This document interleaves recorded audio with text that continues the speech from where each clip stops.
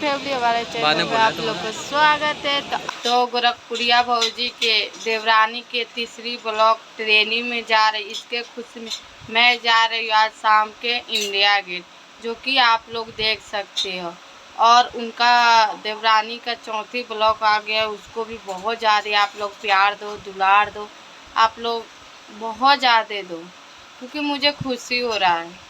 आप लोग देखो मेरे इंडिया गेट जाने के खुशी, उनके ब्लॉक ट्रेनिंग में गया, इसलिए आज मैं आई इंडिया गेट, जो कि आप देख सकते हैं इंडिया गेट आ रही हूँ मैं।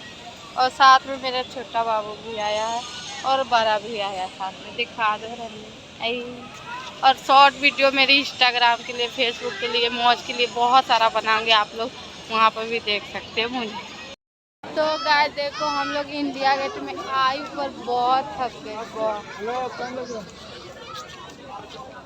बहुत ज़्यादा थकी हूँ, बहुत ज़्यादा। शाम की नज़ारा दिखा देती हूँ इंडिया गेट पे। तो